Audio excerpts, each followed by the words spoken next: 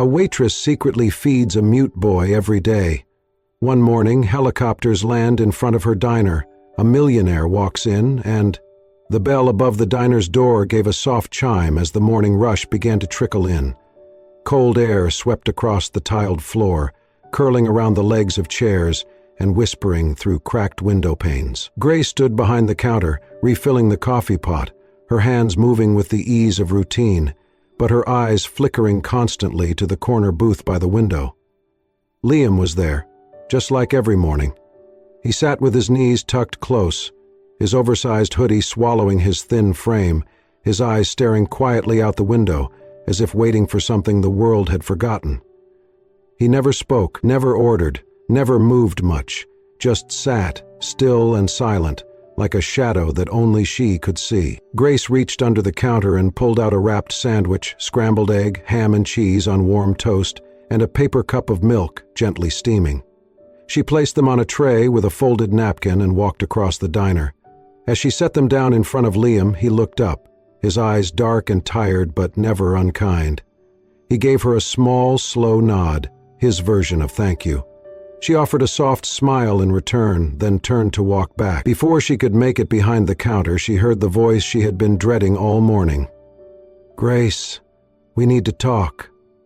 Carl stood in the doorway of the kitchen, arms crossed, lips drawn into a tight line. His white apron was stained with grease, his thinning hair slicked back like he was going to war. Grace followed him silently into the back hallway, where the sounds of sizzling bacon and clinking plates faded into the buzz of the refrigeration unit. "What the hell do you think you're doing?" Carl hissed, keeping his voice low but sharp. Grace crossed her arms. "Feeding a child. With food that is not yours," Carl snapped. "That sandwich could have been sold. That milk costs money. He is not a paying customer." "He's a hungry boy," Grace said evenly, "and he shows up here every morning in the cold, alone, silent. Do you even know his name?" Carl shook his head. "It's not my job to feed strays." Grace's eyes hardened. "He's not a stray, he's a kid, a human being." Carl leaned in closer. "Listen, this is a business. We're barely scraping by as it is. You want to hand out free food, do it on your own time." "I am," she replied. "Every morning, before the rush, one sandwich, one cup of milk." "That's all." Carl exhaled, frustrated. "You keep this up, Grace, and we're going to have a serious problem." Grace didn't flinch. Her voice dropped, calm and certain. "Then I guess we already do." Carl stared at her, his mouth a thin line, but didn't respond. He turned and stormed back into the kitchen, muttering under his breath. Grace stood there for a beat, her heart pounding, hands shaking just slightly. She walked back out to the counter, trying to steady her breath to keep moving. The bell above the door chimed again as a couple walked in, and the clatter of plates resumed. But her eyes drifted to Liam. He was eating now, slow, methodical bites, like he was trying to make the meal last. His fingers, small and pale, gripped the sandwich with quiet reverence. The milk sat beside him, untouched but warm. Grace wiped the counter without looking down. She glanced up only once, catching his eyes again. There was something in them, something deep, not fear, not sadness, something harder to name. Recognition, the kind that said, "You saw me, and you didn't turn away." She looked back down, swallowing the lump in her throat. Every morning he came, always at the same time, always in the same hoodie, sometimes wet from rain, sometimes shivering from wind. No one else noticed, or if they did, they didn't care. Customers had commented, "That kid gives me the creeps. Why does he just sit there? Is he even allowed in here?" But Grace never responded, because she knew that silence. She had worn it herself once. When she was a girl in foster care, shuttled from home to home, eating quietly in corners so no one would ask questions, and someone had once noticed her too. A kind woman who ran a shelter. She gave her a bowl of soup and a warm smile. She didn't ask for a name, just offered a place to sit and food to eat. That moment had never left Grace. It had saved her. And now, maybe, just maybe, she could return that gift. Carl walked past her again, glaring. She didn't flinch. "Why?" he muttered. Why risk your job for a mute kid who doesn't even say thank you? Grace turned to him fully this time, her voice steady, clear, and louder than the question demanded. Because no one else will, and if no one cares, then I'll be the first. Carl didn't reply. He just shook his head and disappeared into the kitchen again. Grace turned back to the counter, picked up the notepad, and began taking orders. But her heart beat with quiet defiance. And somewhere behind her, a boy watched through the glass, and for the first time in a long while felt seen. The rain came hard that morning, hammering the diner windows like impatient knuckles on glass. Gray clouds pressed low over the town, and water pooled along the sidewalk like silver veins. Inside the diner it was warm and bustling, filled with the clatter of plates and the hum of early chatter, but Grace wasn't smiling. She kept glancing at the window, at the corner booth, at the door. Liam wasn't there. For the first time in over a month, his seat sat empty, no small figure huddled in an oversized hoodie, no quiet eyes peeking through the fogged-up glass, no gentle nod, nothing. Grace stood frozen behind the counter, her hand wrapped around a fresh sandwich she had already made, the cup of warm milk beside it untouched. Her fingers trembled slightly as she placed the tray down and looked again. Still nothing. She tried to push the panic down, to tell herself maybe he was late, maybe he was somewhere dry, somewhere safe. But the gnawing in her gut said otherwise. Grace began receiving drawings from Liam a couple of weeks ago, simple at first. A house with smoke curling from a chimney, a red heart with uneven edges, a stick-figure woman with long brown hair and a kind smile. She had cried over the first one, tucked it into her apron like a prayer. Each morning after, there was a new one waiting beside his empty plate, folded neatly, drawn in crayon. They never had words. They didn't need to. They said more than Liam ever could, and now, with the booth empty, it felt like part of her had gone missing too. She poured coffee for a table of regulars, but her hand shook and the cup overflowed, spilling onto the saucer. "Hey, Grace," Carl barked from the kitchen doorway. "You all right?" She didn't answer. Her eyes were fixed on the door. She set the pot down and walked slowly to the window, wiping away the condensation to get a clearer view of the street. Still no Liam. "Grace," Carl said again, louder. "Orders are stacking." "I'll be back," she murmured, more to herself than anyone else.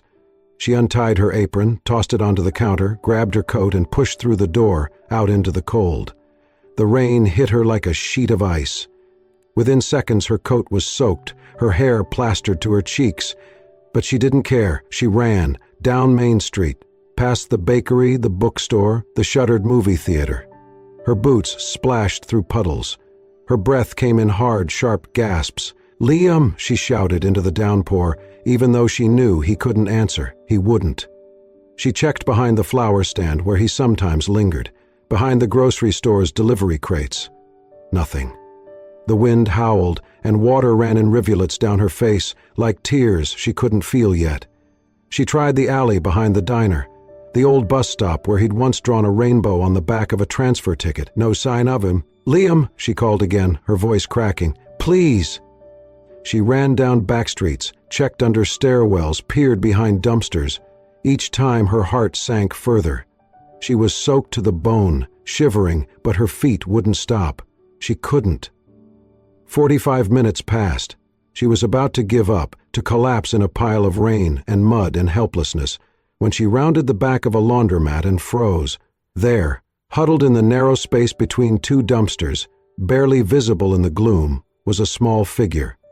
Liam. His hoodie was soaked, clinging to his frame. His knees were pulled up to his chest, his arms wrapped around them.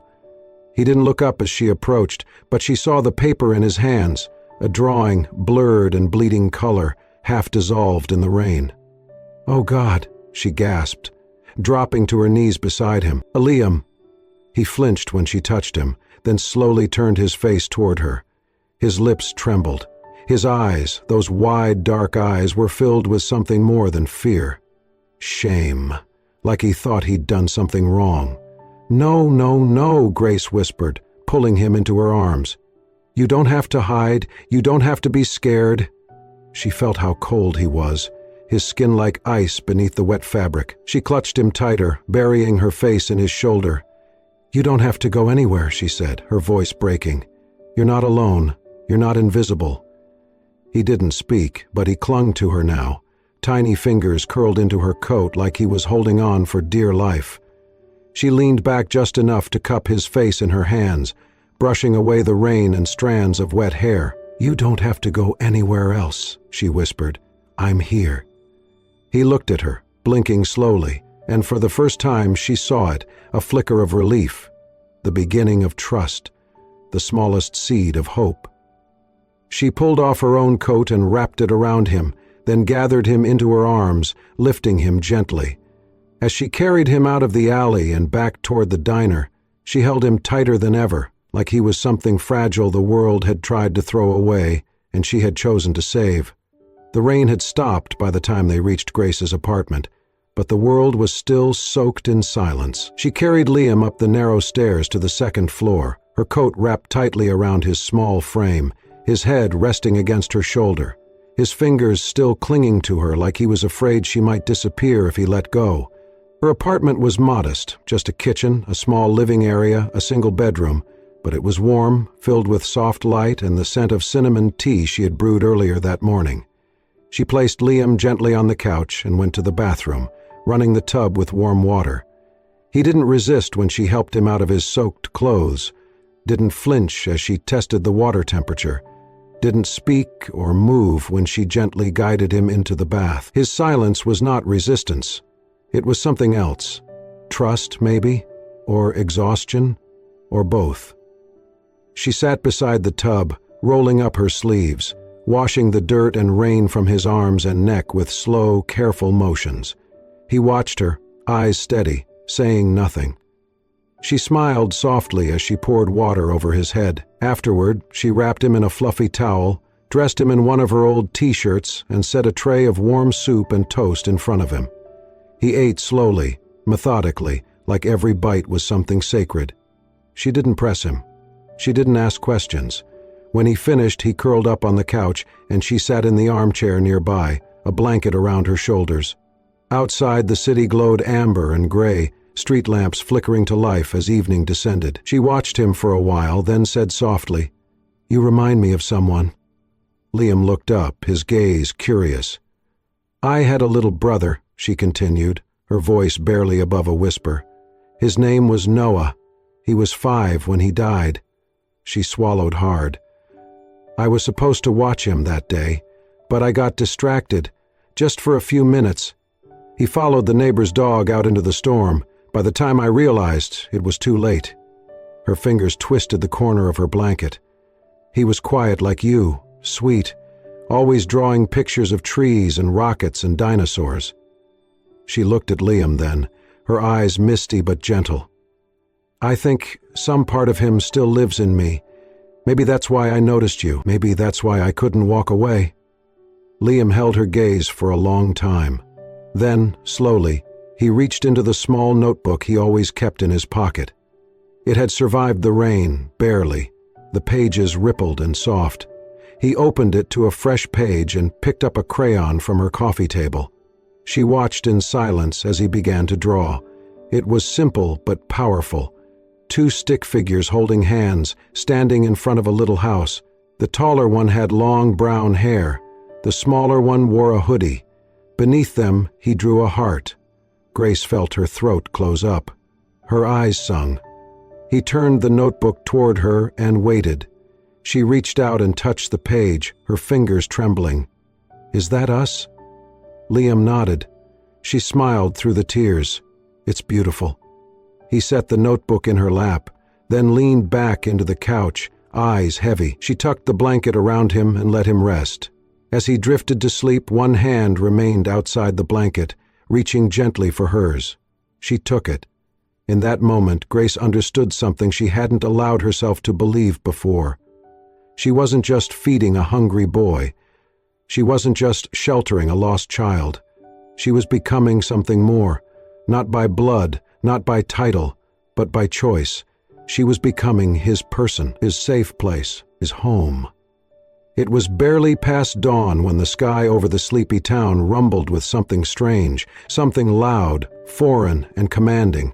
The sound built quickly, a low mechanical roar that seemed to ripple across the streets like thunder rolling over rooftops. Grace stood behind the counter at the diner, refilling sugar containers, her morning just beginning. But she paused, her hand frozen in midair. The rumble grew louder. The windows began to shake. Chairs rattled on the floor. And then it happened. With a blast of wind and an explosion of sound, a sleek black helicopter descended slowly, powerfully, into the empty parking lot just across from the diner. Its polished steel shell shimmered beneath the early light, a symbol of something much larger than this town had ever seen. Everyone inside the diner stood still, stunned. Forks dropped. Coffee cups paused mid-sip. A child pressed his face against the glass, eyes wide with awe. Even Carl, usually grumbling behind the register, stood slack-jawed at the door. The helicopter landed with precision. Its blades slowed, chopping the air into sharp gusts that kicked up leaves, dust, and gasps of disbelief. Then came the next wave. 3 black SUVs pulled up seconds later, flanking the helicopter. The doors opened in unison. Men in tailored black suits and earpieces stepped out first, scanning the area with alert eyes and military precision. One of them spoke into a small mic clipped to his collar, then gave a curt nod. The diner door chimed. No one turned to look.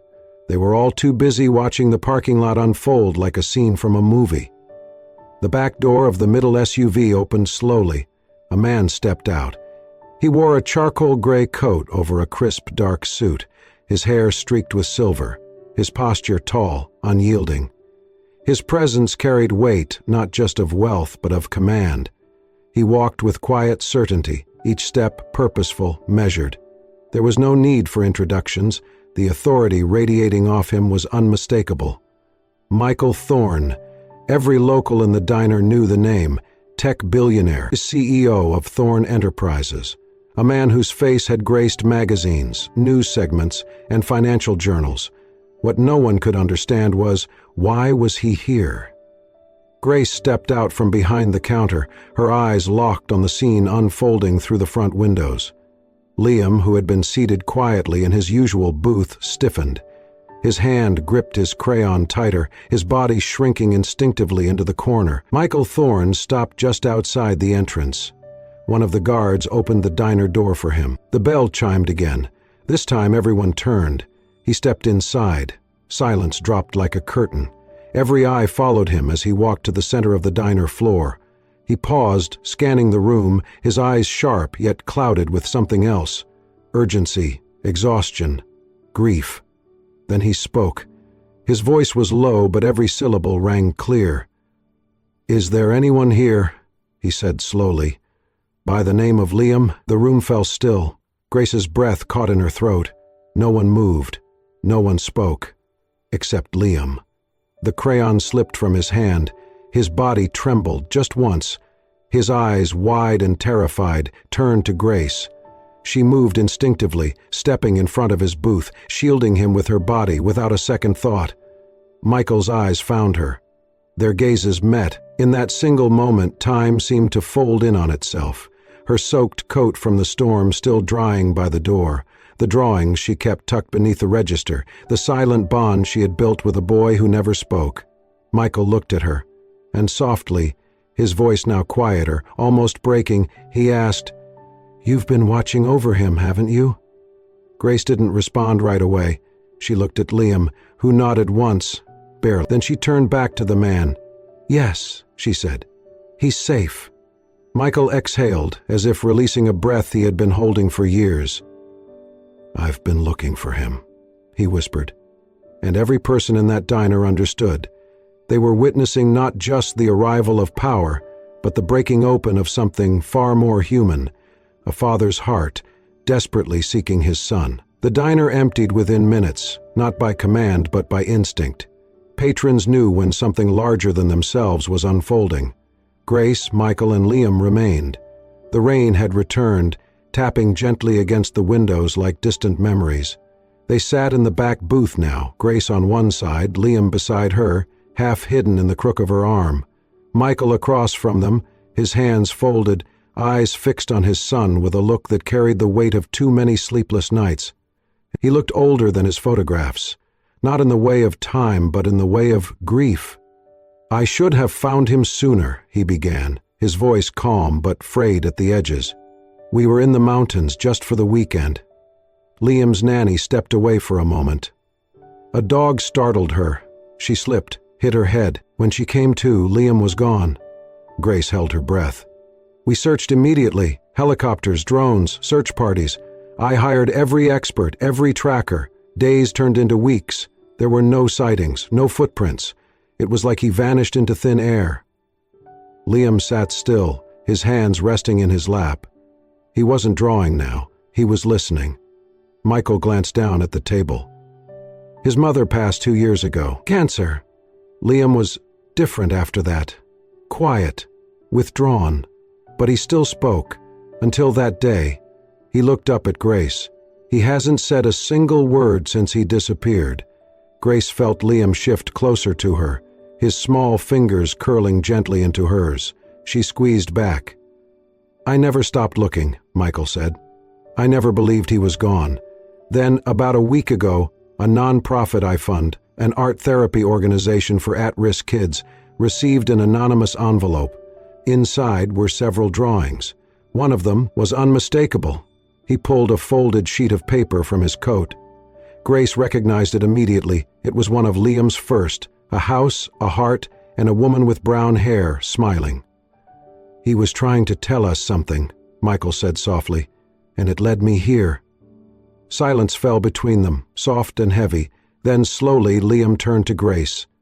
His eyes shimmered, wide and vulnerable, searching her face for something even he couldn't name. She smiled through her tears. "It's okay, sweetheart. You're safe now." And then it happened. Liam shifted in the seat, wrapped his arms around her waist, and buried his face in her side. A sound escaped him, a breath, then a sob, then finally words. "Me, Mom." Grace froze. Liam clutched her tighter, shaking now, his voice breaking but real. "Mom? Grace." Tears spilled from her eyes as she wrapped both arms around him, holding him close, whispering into his hair. "I'm here. I'm here, baby." Michael stared, stunned, his jaw clenched. He stood slowly, his hand covering his mouth. His eyes were full now, brimming with unshed grief, awe, and something else, gratitude. He looked at Grace, not as a stranger now, but as something far more, the woman who gave his son back his voice. Grace met his eyes over Liam's head. Neither of them spoke. They didn't need to. Everything was already said. The next few days passed like a quiet dream. Michael didn't rush anything. He didn't press Grace with plans or take Liam away in a flurry of luxury and power. Instead, he stayed. He checked into the inn across the street from the diner. He came in every morning, just after sunrise, and sat at the counter like any other customer. No bodyguards, no press, just a father, watching from afar as his son sat at his usual booth, next to the woman who had brought him back to life. Grace noticed the way Michael watched Liam, not with control or possession, but with reverence. He was discovering his child again, one moment at a time. She also noticed the way he watched her when he thought she wasn't looking, quietly, kindly, gratefully. On the third morning, Liam greeted them both with a drawing. It showed the three of them, standing in a park beneath a tree. Liam in the middle, holding both their hands. Grace's figure had her signature ponytail. Michael's had a gray suit. Above them, he'd drawn a sun with a smiling face. Michael folded the drawing carefully and tucked it into the inside pocket of his coat. Later that day, they walked together through the town's small botanical garden. Liam ran ahead, chasing butterflies, arms stretched like wings. "You know," Michael said, hands in his pockets, "I've spent the last 10 years building companies and ignoring the spaces in my life that needed healing." Grace glanced at him, cautious. "I thought I could buy safety, buy solutions, but I've never felt more powerless than I did the day Liam disappeared." You didn't give up, Grace said gently. He nodded. I just didn't know where to look. They walked in silence for a few paces. The wind stirred the leaves above them. Children laughed nearby. Birds chirped like background music to the soft unfolding of something new. I want to take him home, Michael said at last. Of course I do. He's my son. But I see the way he looks at you, the way he reaches for your hand before mine. You were there when I couldn't be. Grace opened her mouth to reply, but he held up a hand. I'm not trying to take that away from either of you. I'm asking if you'd be willing to still be part of his life, not out of obligation, but because I think we both know Liam needs more than a house with gates. He needs people who love him the way you do. She looked at him, stunned. I've been thinking, he continued, what if we created something, together, a place for kids like Liam, a center where they can grow, speak in their own way, be safe, art, therapy, food, mentorship. You've already done it, one boy at a time. Grace hesitated. Michael, I'm a waitress.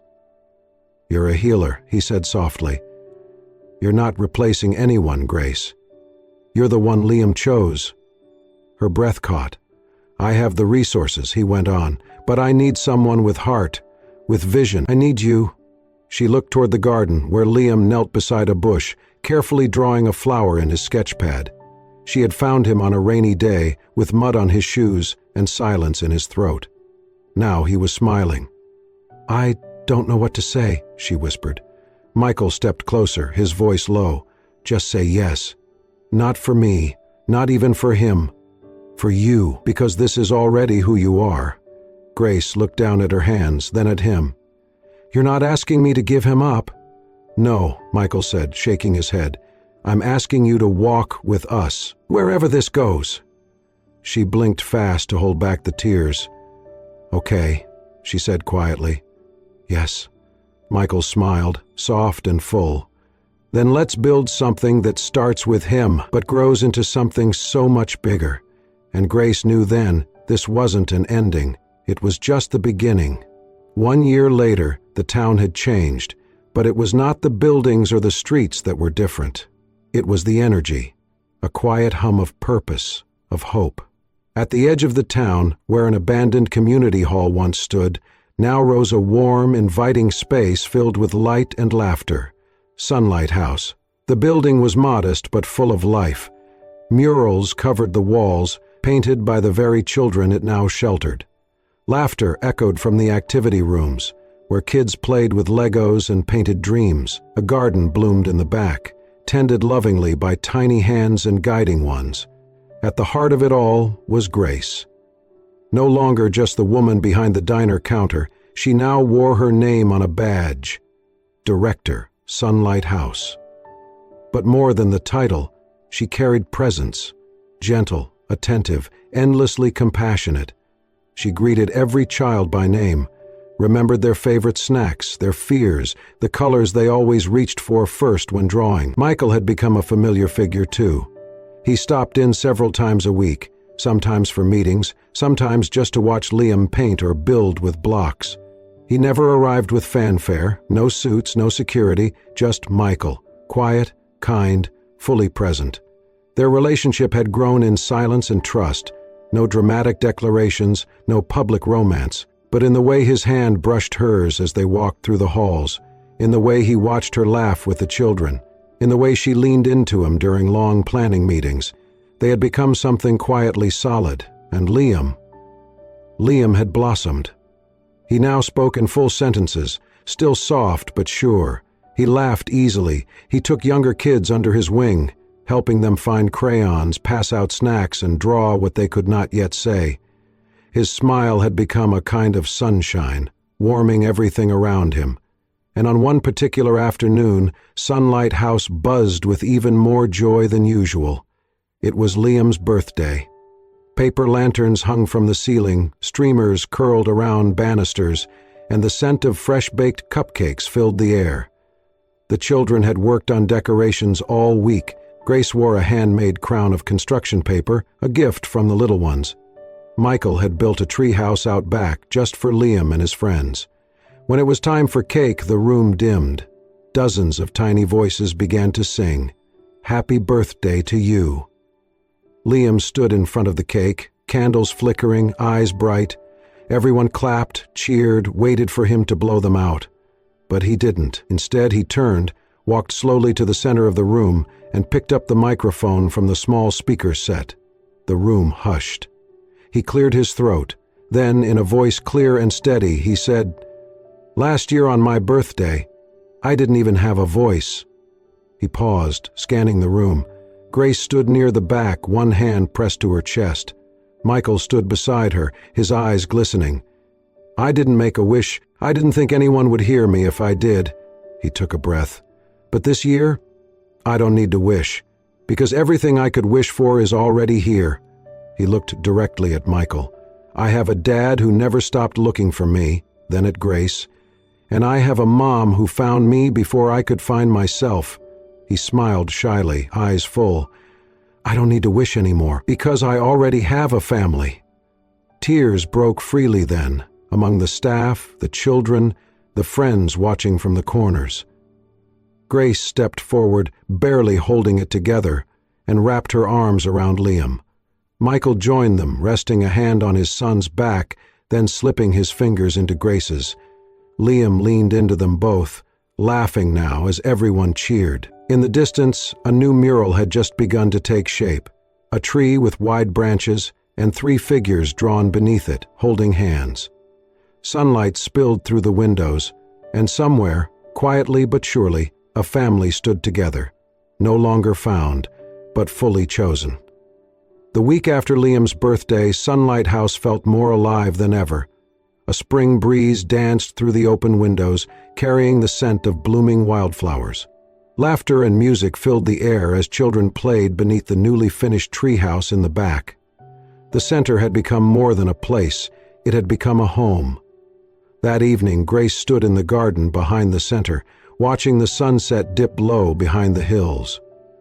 Her hands were dusted with soil from planting new herbs with the younger kids. She wore a soft yellow sweater, her hair in a loose braid, cheeks flushed with joy and the remnants of the day's sunlight. Michael approached quietly, a box in his hands.